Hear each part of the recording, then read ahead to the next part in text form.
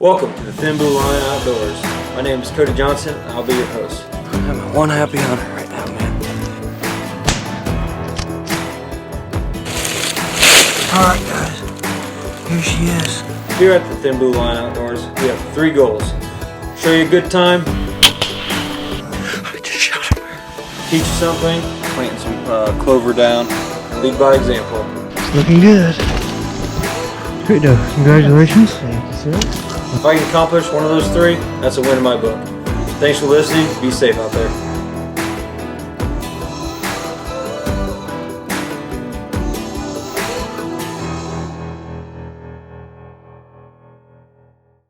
Alrighty, welcome to the Thin Blue Line Outdoors podcast, episode 28. So we're getting to the end of October now. It's getting about prime time for whitetail hunting. I know most of us can't wait. It's going to be awesome. Should be a new video coming out here soon, so keep watching the social media feed if it's not already out. That's going to be the first part of October. Not a lot of action in that first video, but I can promise you the second video, there's quite a bit of action. I got some buddies who have been picking up. I had a chance at a doe. You're going to see that hunt unfold, and like I said, you're going to see Ryan, that was on the last podcast, finally kill his first deer. So that'll be 2 episodes from now. So anyway, I am now sitting here with my friend, old high school buddy, Cody Gravitt, and he's had a good season so far, which that makes one of us. So I'm pumped for him, at the same time jealous. So Cody, if you want to kind of introduce yourself. Hi, my name's Cody. I've known Cody Johnson for a while now. Like I said, we go back quite a bit, and it's good to be here. Thanks for having me. I'm happy to have you back, and that's one thing that's been cool since starting the podcast is I have been able to see some of my old friends more. I got you here sitting here. Tyler, I hadn't talked to Tyler until really I started the podcast, and he was giving me some editing advice. I was giving him some hunting advice, so that was cool to have that. I always saw Kyle quite a bit, but I get to see him even more now, so that's been nice. So anyway, Cody killed a buck, and I only know he killed a buck. I don't know the details. I know it was during bow season, and I know it was during a period of time where I was having 0 luck, and I was hardly seeing any deer, but yet he got it done. So I'm going to let him take it from here. So October 1st has always been a bad day for me. If I'm lucky to shoot a doe, and a guy I know in southern Illinois offered to come down opening weekend, I said, sure, why not? I'm not out anything, and give it a shot. Mm-hmm. I went down, got down there early, kind of antsy a little bit, a little nervous. This is only the second time I've hunted this spot. I got out the stand about noon, which is unusual for that time of year, but I wanted to check for scrapes, see what's going on, rubs, check it out. About, 6:50, 7 o'clock, it was right around 7 o'clock, I see a little basket rack 8-point come out. And didn't think anything of it. I just kept watching behind him. He kept looking behind him like, I know there's something there. So I just waited, and about 5 minutes later, the buck I shot popped out. And they come together, they square off a little bit. The one I killed makes his way around. He comes inside, and I had him at 12 yards. Couldn't get it done. So I was sitting in a box blind, and I couldn't get my crossbow up enough to shoot it. I had to wait and watch him walk away, and I thought, I got to make a jump on this. I shot him at 42 yards. He was quartering away hard. Put it in. I was shot a little back, but the arrow exited out the front shoulder. And, that's what you want. Exactly, but I was disappointed in the blood trail. It was in tall grass. Didn't find any blood, and then next morning I go out. It was a sleepless night. I bet. Any hunter knows that feeling. But, I went out that next morning. I hunted the morning, seen a doe, and passed it. And then I said, you know what, I'm going to go look again. I think I can find it. Not 60 yards from where I shot it as crow flies. He was laying there, and I was giddy as a schoolgirl to run up on him and get my hands on him. And I was happy as can be. He's not a monster buck, but I was very pleased with him for sure. So did he just bleed internally then looking at it? Or? He did. I shot him with the Grim Reaper blade crossbow, and I think it's just the angle. It's a pretty flat shot. I think he filled up internally with blood, and I found some backtrack in it. Yeah. But I think it was just the ankle of the shot being so low to the ground. I think that had a big part of it. Yeah. But no, it was a good deal. I'm glad that I found him, and I was, I didn't want him to be suffering out there, put a bad shot on him. So it's always that worry, but no, I'm glad everything worked out the way it did. So I'm assuming when you got out there, it was like he was stiff, like he'd been dead for a while. He was dead probably a minute after shot. That's good. That's always a good feeling. Yeah, and the way I found him, he was laying in a honeysuckle bush. Mm-hmm. He had his head, his arms almost wrapped around his antlers. He was just laying there up against the tree, and I just seen him. I didn't see any white. I seen brown. I'm like, I instantly, got that yell going. I'm like, yeah, I found him. I got him. So. No, that was awesome. So like I said, I was hunting opening weekend. Me and my buddies, we were struggling. That's what you're gonna see on this next video if it's not out already. We had fun, but we were just struggling finding anything. And all of a sudden, I get on Facebook. I'm like, "Oh, Cody did it! He did it!" So no, I was pumped for you, man. So what crossbow are you using? I have the Excalibur Bulldog, or not Bulldog, the Matrix 355. So I'll be honest, I don't know that much about crossbows, but I know Excalibur's a good brand. So I enjoy it. It's an older one. I've had zero problems with it. It shoots straight, and it's louder than hell. If you're not familiar with them, the Excaliburs are very loud. Well, that's awesome. I think I saw it. You maybe went out turkey hunting after that, but have you been back out deer hunting since then? I have. I've been out a couple times, hitting some local public land areas, a couple of private land. I've had encounters every sit. Not for what I'm actually after. I'd really like to shoot a 150 class whitetail, and that's what I've been looking for. But just cards haven't fell in quite right yet. That is nice when you do kill a buck early. You can be picky the rest of the season. Exactly. That was the plan. I going into the hunt, to be honest, I went down there expecting a doe. If I thought I shot a doe down there, I would have been just tickled pink. But the way things worked out, I'm glad everything unfolded the way it did. Yep. No, that's awesome. Yeah, I'm excited for you. If you're any non-residents listening to this, in Illinois, residents, you can kill 2 bucks. 2 bucks per year. That doesn't matter with what weapon, archery season, gun season, muzzleloader season. But no matter what, you can kill 2. Does you can keep killing as many as you buy tags. So, yep. So that's the way that works. So we'll get into talking more deer hunting here in a little bit. But I also want to talk to you about a pig hunt. Kyle Orrig did talk about this in a past podcast. He didn't. I don't think Kyle had any luck though, if I remember correctly. Yes, but Cody did. Cody did have some luck. So I'd like him to kind of explain that hunting trip. It sounds like it was a fun time. It was a blast. To say it is an understatement. It was well worth it. Anybody that's hunted out of state knows you don't really want to kill something on the first night. You kind of want to wait and see how it plays out. And yeah, I wasn't like that. I seen a pig, and I'm like, you know what? I'll never get another opportunity probably, so it'd be a good time to get it done. And I had a group of. First off, we got down there. We sighted in our guns at the lodge. We went out. And we got out about noon. What state were you again? We were in Oklahoma. Oklahoma.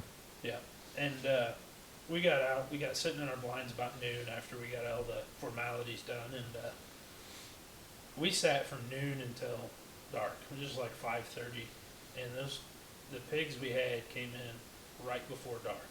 It was that twilight where you can't see anything, and so I was using I had my buddy Dakota Thomas with me. And he was holding the light, shining it, because we were going to take turns on shooting them. Because we both Which, everybody, that is completely legal when it comes to hog hunting in Oklahoma. Yes, it is. It's welcomed, actually. Yeah, he was holding the light for me, and I had one picked out. And I thought it was a decent-sized pig, and pulled the trigger on it, and they scattered like cockroaches, the ones that were around the feeder, and I was almost crying in the blind. I was shaking so bad. I'm like, this is awesome. The best feeling in the world. Mm-hmm. I got up to him, and the pig dressed, I think, was 30 pounds. Yeah, when you posted the picture, somebody's foot is in the picture. That's mine. Yeah, and that's what I saw it, and I'm like, that's a small pig. It is. It's a bacon seed. Mm-hmm. It was good, though. I quartered it up and brought it home with me and threw it the whole pig on the smoker. I was gonna ask you. I was thinking throw the whole thing on. I did. I quartered it up and threw the whole thing on the smoker, which was nice. It was good flavor, and definitely be back. Had to be tender, being You could cut it with a plastic spoon. I guarantee it. the whole family like it. They did. I didn't tell them what it was, and they ate it, and they never questioned it. That's awesome. That's awesome. I was Kyle and I were talking about it. I'm like, yeah, it'd be fun. I'm hoping I'll get to go on a pig hunt this year with the redneck and the red coat, Ryan and Jesse. Hopefully, that's what we're trying to plan on. But I've never killed one. I know I've had wild pig, and it is very good. It is good. It's different because the pigs are they're more scent cautious than deer, and they check the wind a lot more because they're in packs generally, and they're very, very cautious of wind direction and scent. And that's one thing I didn't know going into it, and it cost us opportunities of pigs because we weren't paying attention to it. It's something we learned after the fact, that hindsight. But no, I'd recommend it. It's a blast. It's kind of like a lot like duck hunting. You guys go as a group, and the camaraderie of it, and it's a blast for sure. What weapon did you use? I actually brought my muzzleloader down. Oh, and, sweet. They kind of laughed at me. With me not knowing anything about it, and I got to use an AR-15 and a 350 Legend. Okay. And yeah, it did a good job. Yeah, I would say so. That's awesome. So anyway, Cody and I, we always, growing up in high school and stuff, we both were fortunate and had private land that we could hunt. And, we always talked about that, deer hunting growing up. We got, distracted in class at times and even football practice. Sorry, Coach Winkler. But because we were always talking about hunting, we also, I remember we went on some fishing trips and all kinds of stuff together. It was fun. But anyway, life happens. You lost some of the farm that you used to hunt all the time. So now you've tried to turn to public land. And we're not going to spot burn or anything like that, so I'm not going to tell Cody to say what place he's hunting because, I don't want anybody to know. But I know you've had some success and had some encounters and stuff. So and I should clarify this too. So I went to the Iowa Deer Classic, I believe it's called. I went there and I spoke with some guys, and they asked me, where are you from? I'm from Illinois. And they're like, oh, land of the outfitters. So, Illinois for non-residents kind of got a bad reputation. You gotta have a lease, you gotta have private land, you gotta have an outfitter, which at times, I'm not gonna lie, it does seem that way. But at least here where we're at, in central Illinois, there is a lot of public land access, more than other parts of Illinois. I should clarify that. Like I said, Cody's been hunting Illinois public land for a while, and just what's been your experience so far with that? The struggles, the successes. Plenty of everything. It's a whirlwind of mixed emotions. So we lost our farm in the 2015 season was the last season we had at the farm. So with me not having any public land or not having any private land, I had to resort to public land. So I scattered all the nearby areas, and I've hunted some of them before with friends. And this one place, I kind of slept on it. I said, you know what? It's real thick timber. It's hilly. I never thought that I would ever kill anything out of there. So in 2017 and 18, I started scouting it. I got Onyx, and I sat down every night, and I'd go through it, and I would highlight locations that I think would be good. I would start where I think they were bedding at, where I think the food source, the water source. I started with water sources, but I'd kind of go through it, and I'd say, oh, that's a water hole. And I did most of my scouting during squirrel season. That's the best time to get your boots on the ground. And shoot some squirrels while you're at it. if you're lucky, get some squirrels down, and that's how I started it. And I started with water holes, And I kind of progressed from there. Then I started going ridge tops and bedding areas and different oddities of the land to try to find where, because every property is different. Every property is unique in its own right. So. For the gram. But I'd heard people had really good success in here from years past, and talking to veteran hunters from the area, and I just put boots on the ground and started going. The first year I hunted, I didn't kill a deer out of there, but I learned more than anything. And information's key in the whitetail woods. If you're gonna, doesn't matter what you're after. If you're just after a first time killing a doe or your first buck or that seasoned guy shooting trophy whitetail, it's you got to have information on the area. And that's one thing my friends joke with me about is I spend more time doing that than I do anything else. But I research everything, whether it be land, gear, whatever it is. YouTube, I'm always on it, trying to figure out what's best or what I can improve on. But the second year I hunted there, I shot 5 out of there. I shot 1 doe and 4 bucks out of there, and it was different. It was a different feeling going out there, walking a mile, half mile through the timber, and it's different. You can't cut any limbs down, or you can't cut past. You're fighting brush, and it's different. I'd almost prefer it now. Now I'm getting used to it. I mean, I don't know. It's just a challenge. It's not like going and sitting your stand in the cornfield. It's I don't know. It's a different feeling. So clarify, you shot at that many? Oh, I killed 5. Killed 5, so 4 does. Yep. And okay, you said that backwards at first. Either way. And I'm like, ah. Gotcha. What happened was, Yeah. Arrows start flying, fucking them everywhere. it was crazy. Everybody started Had to shoot. dropping. Yeah, had to shoot your way out. Exactly. The bar mitzvahs. Now, the second year I hunted, I started being a little bit more selective because the buck I killed wasn't a very big one. It was a decent public land buck. The next year I started being a lot more selective on what I was going to do. And I actually shot 2 bucks and a doe out there the next year.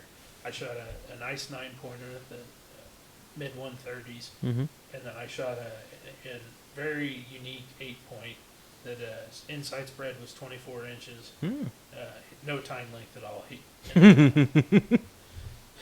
That definitely hurt him, but he just missed Pope and Young, which that's my goal when I hit public land. If I shoot a Pope and Young buck, that's where I'm at. If I can get a Pope and Young, I'm happy about it.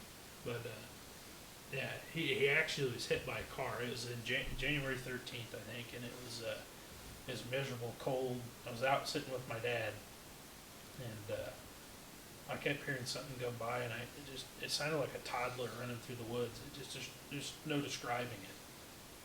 But he came in at 60 yards, and he came about 12 broadside, and I could tell something was wrong with him, and his leg had been broken right below the shoulder.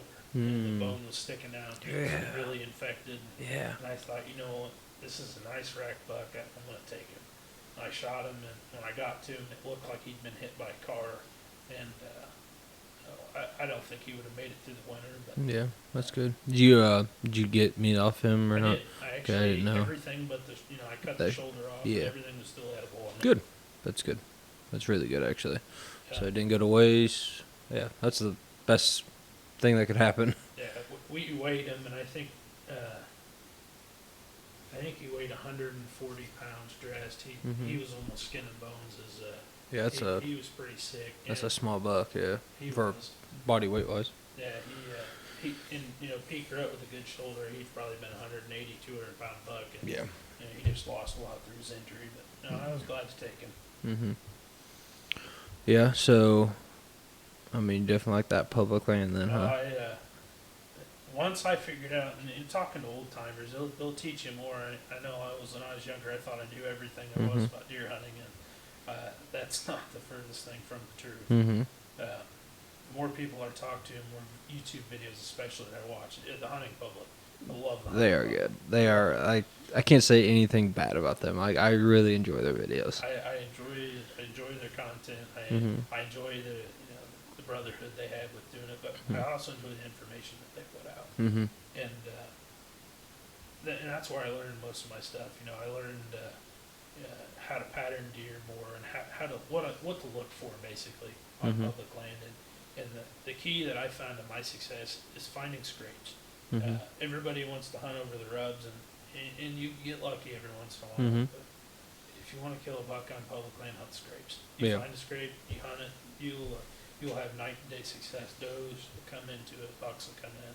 I've got a trail cam now on public land, and every night to every other night, there's pictures of bucks and does in it. They use it. It's a very good community scrape, and it is.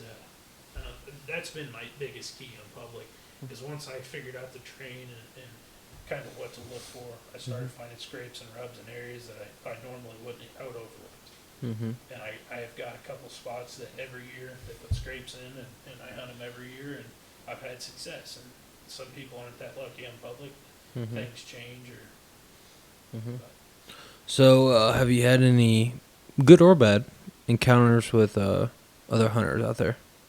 I've had some very friendly encounters with people, and I've only had one, I'd say, bad experience.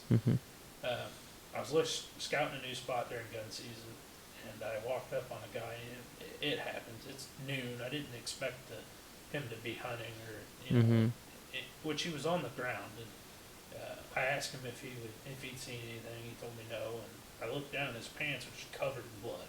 It looked like he just murdered someone. I'm like, okay, I know you're full of shit. I mean, I know you killed something. Yeah, hopefully.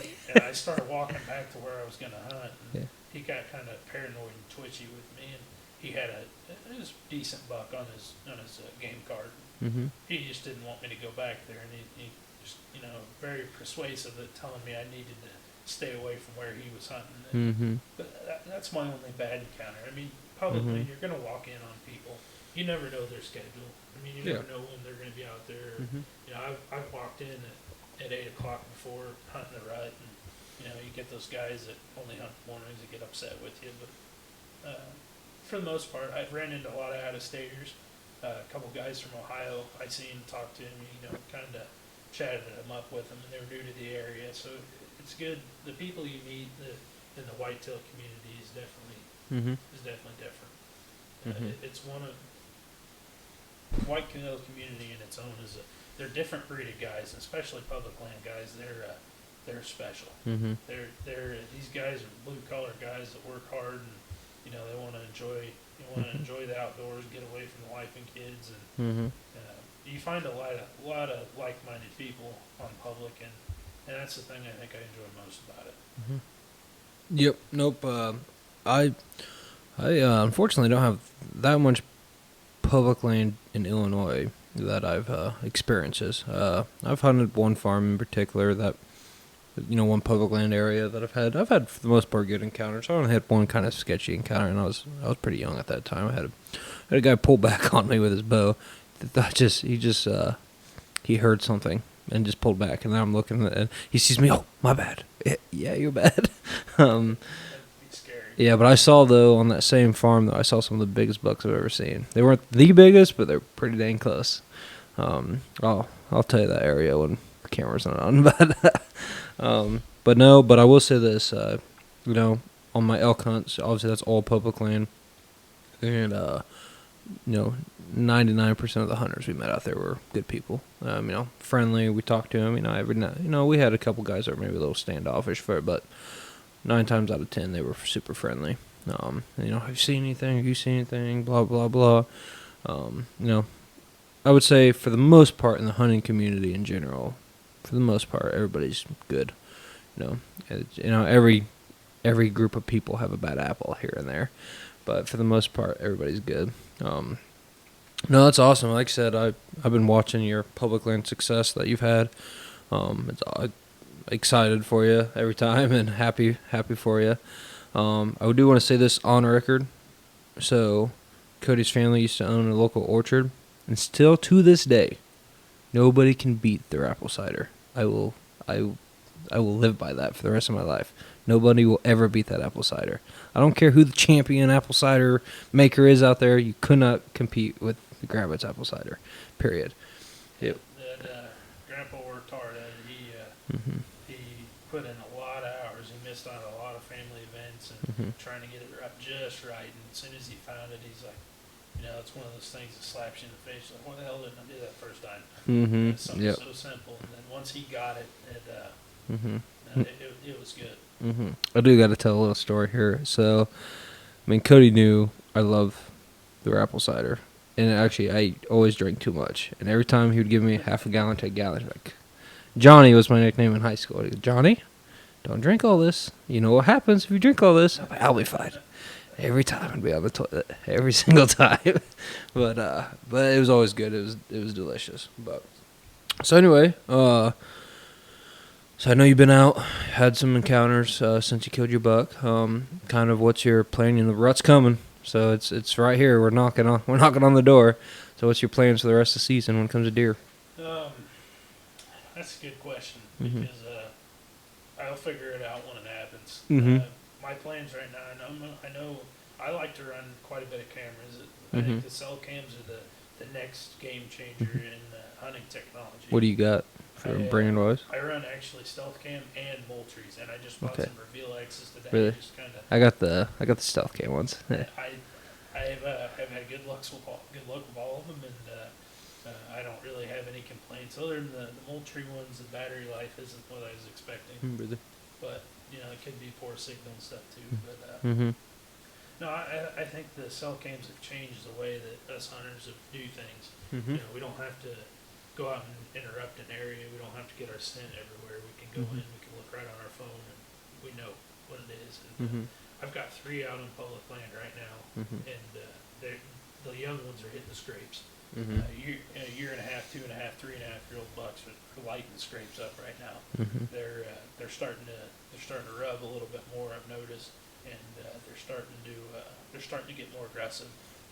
Rattling has been working the past couple of days. Light rattling has been really responsive to. Not so much grunt calls right now, but really rattling. They've been real responsive. So what I would like to do here in the next couple of days, and actually the next week, I'd like to get my decoy out and go sit in a big field, rattle, and kind of see what happens with it. But so I just started decoy hunting hard, like 2 years ago, probably now, 3 at the most, and I killed one nice buck over the decoy. He didn't come into. I shot him before he came into the decoy because he was locking on it. I'm like, nah, you're 15 yards. But I've had a couple super cool reactions to the decoy, small bucks and does, and I've had some big bucks that, man, are just so close. I just needed them to come in a little bit more, or I had one limb and they're bristling to the decoy, and they never completely charge it, but they're right there, they're almost. But that decoy hunting is a lot of fun. It's different. I don't know. I always thought about it. I said, you know what? I don't need that. I said, I thought one of those things. I don't need that to deer hunt. Now that I use one, I enjoy it. It's something else to see how they posture and how they come in, and especially doe decoy during the rut. It's like stealing candy from a baby. They see that, and I use a little estrus on it, and it just draws them in. They're like on a rope to it. What decoy or decoys do you use? I use the Boss Babe, and actually I jerry-rigged a set of antlers for the top of it. Yep. So because I didn't want to spend the money on the buck decoy. Yep. Nope. I got you. So I put them on the top of it, and it actually works. So Yep. It So works well. I got the Boss Buck, and I've been looking at the Boss Babe. I just haven't got it yet. So. Yeah. The one thing I can say, and the thing with public land is walking in a ways, and make sure you put the little collar in the neck so the legs don't fall out.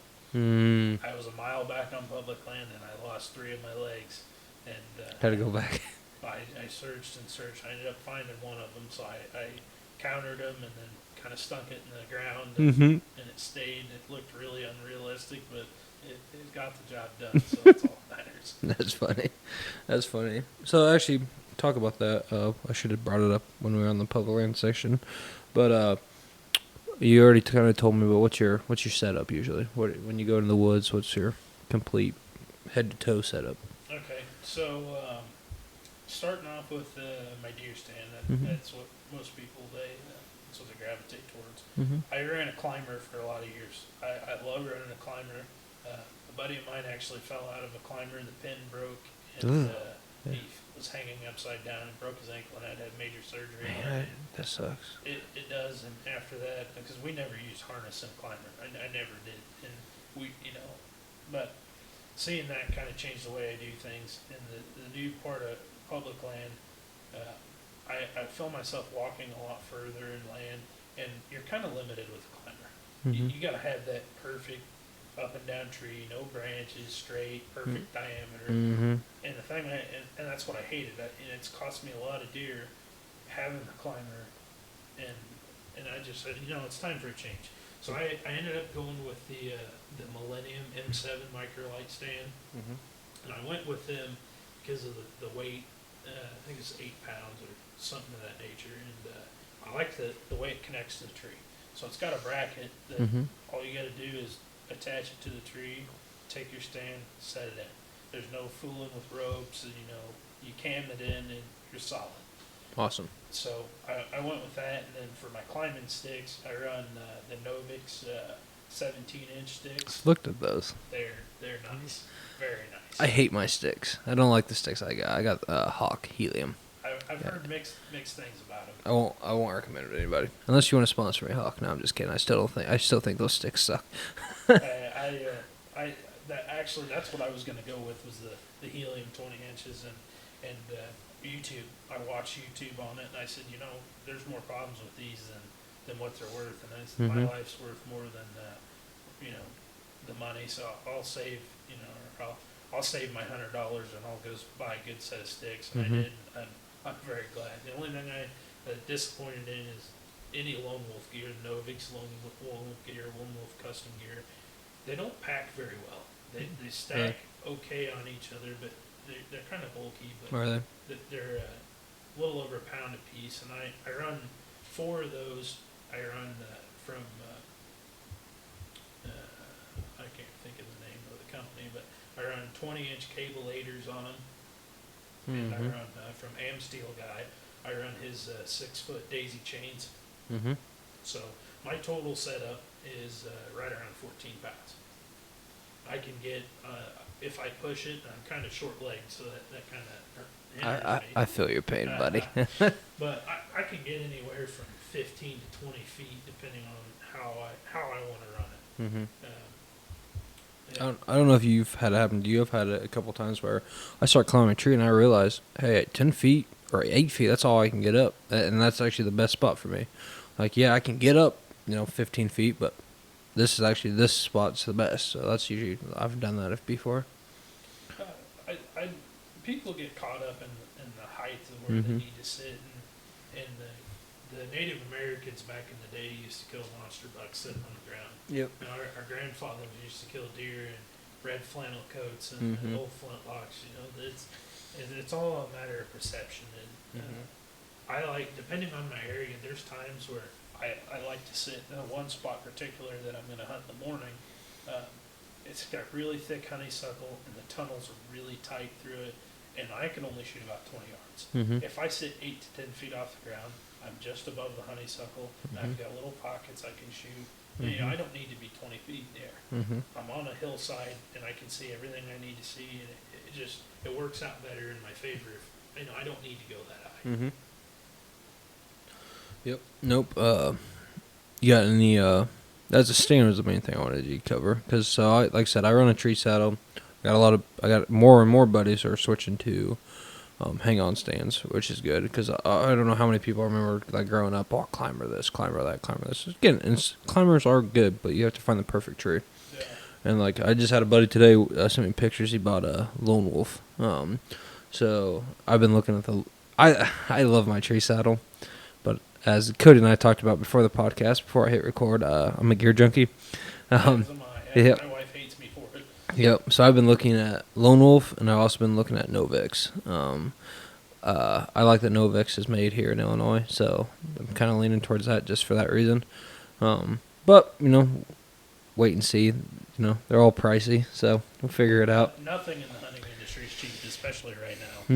If you can even find it. But, Yeah. Novix makes great stuff. Mhm. Lone Wolf, any of the, and the one thing that sold me on I have actually a Lone Wolf Assault too that I use on the one little piece of private land that I have. Mhm. But I love the Versa button. I love it. It's amazing. Yep. I don't have to. It's easy to do things. I love the cam straps. I was very skeptical at first about them. Once I tried it, I loved it. It's something else. But you can't go wrong with Hang On. My thing is I think a lot of people are skeptical about the tree saddles. Mm-hmm. And as am I, and that's why I went the direction I did. Is because it's unfamiliar. It's uncharted waters. I know Hang-Ons. It's mobile setup's awesome, but and I get I like to play devil's advocate. I get the tree saddle, and the only question I had about it with it, and people's good YouTube videos, but like drawing your bow back, getting your gun up, and to me, I just feel like there's too much movement involved in it, and but I've never hunted with one, so I can only give my speculation. So I have yet to kill a deer from the saddle. Now, I've had plenty of opportunity, and I just blow out of the shop. So it's not the saddle; it is me. But I've shot a gun out of it, and I've shot a bow out of it. So there is at times it could be a lot of movement, but when it comes to actually pulling your back, there's no difference between a stand or a bow, the movement wise. I haven't had any issue pulling my bow back. Now, I will say this. I am only a 26.5 length draw length.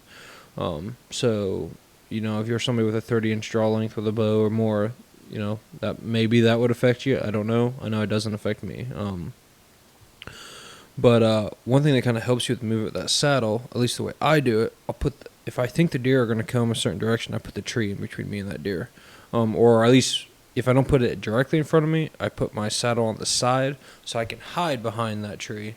And you can literally pull back behind that tree and put your knees against the tree and swing right where you need to and get that shot. So that deer will look up. I've had deer, it's weird. I don't know. So you're sitting in a tree stand, you're a lot of times you're at 90-degree angle. Well, from the saddle, you're almost like a 45-degree angle. And I don't know if they look up and they think they see a tree branch or what, but I've had deer look up and they look. And, I've had them look the same way they've looked at me in a stand where I'm like, oh, they're getting ready to spook. But then, look and they're like, oh, no, that's just a branch. I've had less deer spook from me in a saddle than I do in a tree stand. Really?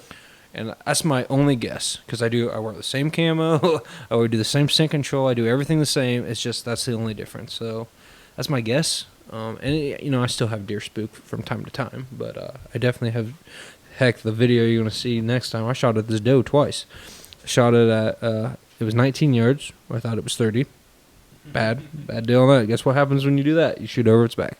Every time. And then it ran out to 40. It was chilling. I'm like, I got you at 40 too. Well, the problem is there's a twig between me and the deer. I hit the twig and sent the arrow flying. Deer ran another 20, 30 yards, so now it's 60, 80 yards. Just kept feeding, moseying off. No big deal. So, and it was a mature doe. It wasn't like it was a youngin' or anything. But, so yeah, I do like the saddle, but I have been looking at a stand because it is more comfortable, and I wonder if it's going to be easier to film out of. Sometimes filming out of a saddle can be a little interesting at times. Usually I sit on my right side so I can use my right hand. I can get it either around the tree or in front of the tree, and I can pull back. What I usually try to do. But yeah, it's kind of just. Does tether height play a factor? I know a lot of the videos I watch, people talk about tether height. Mm-hmm. How important is that when you're set up, and especially with filming? How does that play a factor into what you do? So, it seems like most trees I always have the same height. My tether. I like my tether head high, sometimes even higher. Or I've seen some people do it chest high. I don't know. For me, the higher the better. It seems like. I don't know why. It does sometimes though. If you get it too high, it kind of pinches your hips sometimes, which kind of sucks. But I've done all day sits in them, and they were fine. The first year I got it, I hunted pretty much 4 to 5 days. Some were all day sits. Some I went in for an hour for lunch. But for the most part, they were all day sits. On the 4th or 5th day, I don't remember what it was. My back was a little sore. but that was, I don't know, I think if I was a stand, it would have been sore still too. You're just sitting in the tree all day, you know. So yeah, I don't know if that was it or not, but I do like the saddle. I will say it's not for everyone, because I mean the first you got to get used to it for sure. Now I will say this, even if you're not getting a saddle, and I should have bought them, but they are expensive. Tethered came out with the one sticks. I don't know if you've seen them yet. I have, and they, Have you touched one yet? I have not. So at that Iowa show I went to, I spoke with the Tether guys, and they get me every year. Damn you. I don't know if there's any chance you watch this, but if you do, damn you guys. Because the first year I went there, I had the saddle, the Mantis, the first one they came out with. Really liked it. Had no complaints on it. When I get there, they're like, we got the new saddle. We got the Phantom. And I'm like, I flat out tell the guys, I'm like, I like your Mantis. Why should I even try the Phantom on? Well, that's what they're like. It's lighter. It's smaller. You can adjust it. And I'm like, and he kept trying to talk me into getting into it. And I'm like, I don't want to get into it. And he's like, well, why not? And I'm like, do you go look at a puppy? No, you go to buy a puppy. You don't go look at a puppy. You go to buy a puppy. And I know if I sit in this saddle, I'm going to buy it. Sure enough, I end up sitting in it. I'm like, yep, I'm buying it. So that was the first year I went. Second year I went, I was looking at the one sticks, and I really, really thought about buying the one sticks. But, you know, I knew we were going to be buying the farm, where we had bought the farm at that point in time. I'm like, I don't need to be spending, there's like $300 or more for these sticks. I'm like, yeah, I'm not going to do that. But I did buy the tethered knee pads. Quite nice for going against a tree. So they got me on that one too. But anyway, I looked at the Lone Wolf sticks that were there, the Lone Wolf custom gear sticks, the Lone Wolf sticks, and the XOP sticks. Liked them all. And definitely some of them were lighter than others. Honestly, I think if you went with any of those three brands I just mentioned, I don't think you'd go wrong. But then I picked up the Tether sticks, and the difference in weight is unbelievable. I haven't used them on a tree yet. I don't own them yet. So I don't know how they would be climbing, but weight difference, night and day. Which the Lone Wolf sticks are pretty light for sticks wise. Oh, yes. Yeah, so that's what I could, man, how can they be so light? Again, I have not climbed a tree with them yet, so maybe they suck. I don't think so though. I'll probably have them eventually. Just because I can't even tell you how the difference was crazy. So keep that in mind, Cody. You got my wheels turning. If my wife listens to this, she may make me sleep on the couch. I got an extra couch. You can come here, you can. I might have to. She's really going to be upset when she finds out I just bought some First Light gear. And that's another rabbit hole. I know it. I'm happy I hear that though. So again, I'm not sponsored by anybody. Not yet, anyway. Not yet. Now, if First Light wants to hook a brother up, that'd be awesome because I love First Light. Steve Ranella, you can hook us up whenever you get a chance. Yep. What camo would you go with? Cypher, Spectre, or Fusion? It's Spectre, I believe. Spectre's the whitetail line. Yes. So here's my conundrum. I bought First Light before they came out with Spectre. Like I've been using First Light now for like 3 to 4 years. Yeah. So I really like their Fusion. I really like their Cypher. I've used both out west and here in Illinois. And honestly, the Fusion looks really good here in Illinois, in my opinion. And so does, I don't think Cypher looks bad. The Spectre. But the Cypher blend, my buddy who actually just killed a doe today, I might post that picture later. He's wearing the Cypher right now, and it looks good. The Spectre, I'm sorry, not Cypher. Spectre, the whitetail line. I couldn't decide on it. I am a gearaholic, and I'm never quite happy with anything I buy. I always get an idea and I rush to do it, and I don't think things through. I went with ScentLock last year, and I hunted it with a month. And I said, with me hunting public land through the briars, I ruined a $300 pair of bibs. That hurts. It did, and I said I can't do this. I sold all of it, and I invested in Numa gear. I have nothing bad to say about Numa. They're kind of a smaller brand company. Yeah. They make lifetime warranty clothes. If you ever tear it, fit, whatever happens, they'll replace it, no questions asked, which was awesome. but they're geared for the western hunter. They're not geared for the whitetail hunter sitting in the woods. Gotcha. They claim to be, but I've put their stuff to the test, and it's just it's not designed for the whitetail hunter. It isn't. I'm going to keep a lot of the stuff, but it's not designed for that. And the more videos, I was stuck between Kuyu and First Light. When I seen, I was back and forth. And last week, or Sunday, it was about 1 o'clock in the morning, I made my decision. And I decided, and I said, for what I do, and I said, and the thing that sold me on it is I like to walk in with base layers, and I chose the Obsidian Foundry Pant. But I like to walk in with minimal. I don't like being sweat and walk the stand. So the thing that sold me was the full length zippers. So I can throw it in my pack, I can walk out, I can get set up, I can pull it out, zip it on, and go about my day. But that was the thing that sold me on it, and the camo pattern's awesome. I have, I watched a couple color palette videos, loved it, and I love the way it blends into things, and see what happens. So I have no complaints on my First Light stuff. I do recommend, if you eventually, maybe order the Catalyst pants and Catalyst jacket. I had the jacket, not the pants. Okay, I do recommend them. I mean, they do, if walking wise, you can get a little warm, but I can push the cold pretty good with those, especially if I start pairing the furnace base layers with it. But I've only had a couple things go wrong with First Light, and I don't blame First Light. The Catalyst gear was the first gear I bought from them. I bought the jacket.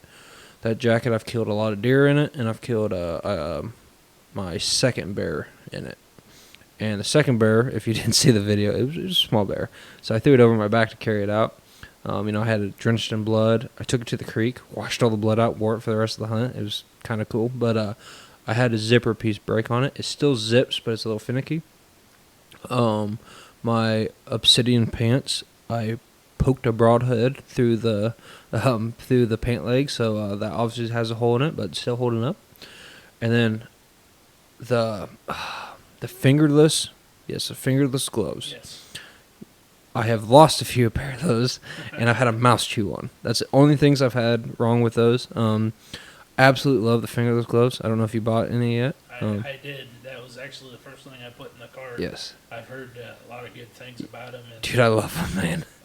I've heard that. So, I actually went to glove liners and those. So, and with the Solitude and the Sanctuary, with the pass-through for your coat and your bibs, the pass-through pocket, the kit link, I think is what they call it. With that, I don't think I'm going to need hand warmers or anything. I think with those gloves on, and I think it's a good fit. I've hunted cold weather with the Solitude. Not even Sanctuary is the coldest, but Solitude, I've hunted some cold weather with them, and I have not got cold. The only thing that every now and then might get cold is hands if I have them out, or my face. That's it. But my body stays warm and stuff. Yeah, I can't say enough good things about First Light. I really like it. Those fingerless gloves, man, I've bought like every family member that hunts. That's why, like, for Christmas, I buy them the set of gloves because I just love them. If you're dad, if you're listening, that's what you're getting for Christmas. Yeah, they're just awesome. And I've worn them in cold weather. I've worn them in hot weather. Yeah, I can't say enough good things about them. I'm trying to think if there's really anything. We've covered kind of everything. See your camo. I know we talked about you might be switching backpacks. I don't know. Since my buddy fell out of the stand, I've been kind of paranoid about safety. I bought a safety first aid kit, and I carry it with me, and carry matches, and I carry more gear than I should. I carry the basics, the saw, my bino harness. I carry the Vortex binoculars, Vortex rangefinder. I got a little light. I got a Cabela's Alaskan headlamp. Love that thing. But I carry more gear than I should into it. And the bag that I have, there's no way I can fit any sort of layers or anything in it. And that's with public land, I need to be able to either attach it to myself, to my stand, to my bag. I need to be able to get it on there to carry it in. And that's why I'm looking for something a little bigger, but not also. I don't want an elk pack. Yeah. That's what I've been using. I've been using my EXO mountain pack for deer hunting. It's a little big. It's a lot bigger. I think I have the 4,000 cubic inches. Okay. One thing I would think about now that it is expensive, but you can buy like either 3,000 or 2,000 cubic inch bag, and you still get the same frame. So if you needed to pack out a deer on your back, you could. If you ever go out west, you could just buy a bigger bag and it attaches right to the frame. So that is an idea, and it comes in First Light Fusion if you want it. I don't know if they have Spectre yet, but I know it comes in First Light Fusion. Giving me bad ideas. I know I am. It's, I hope your wife doesn't kill me.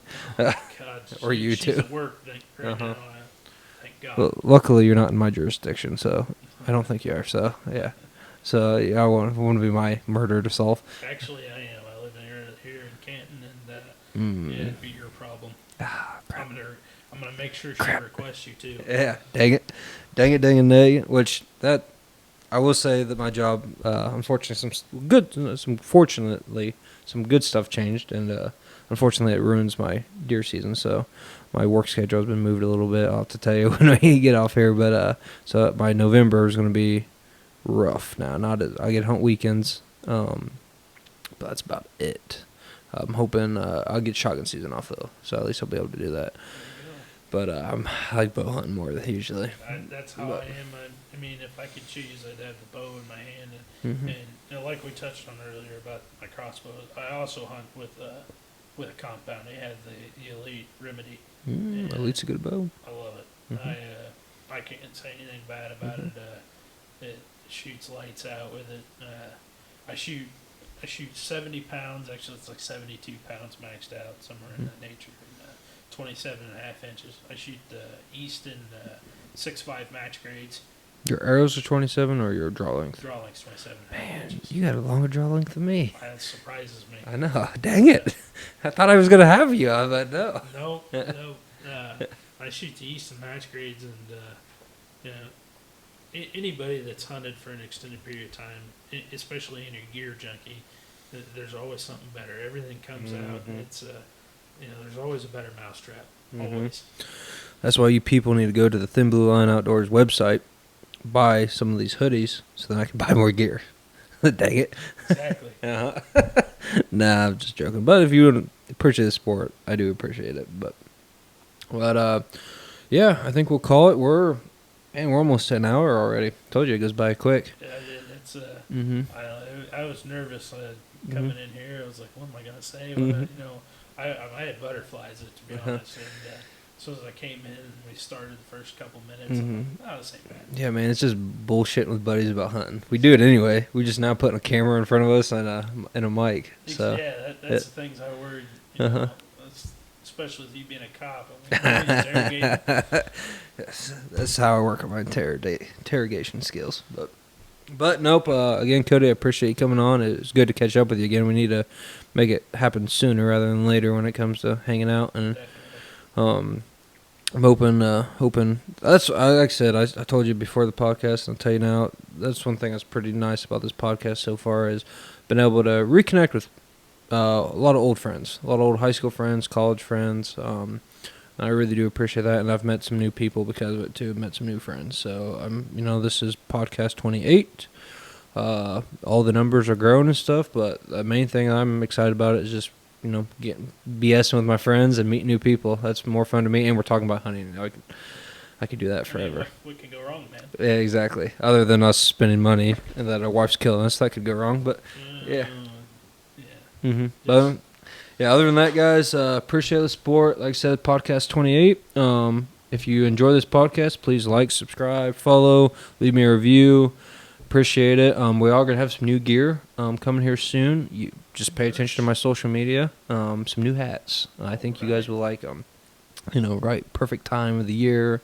Get some good patterns and camo patterns. But I think you guys... Not First Light. I can't do First Light yet. And if I did First Light hats, you guys would not like the price I charge because it cost me quite a bit wholesale. It may be worth it to buy one. Yeah, I have thought about that just for one, but then I already know I want one. $50 and you can have one. I mean, it goes to a good cause. Yep. But again, appreciate it, guys. Appreciate all the support, and thank you. Good luck hunting out there. Yeah, take care, guys.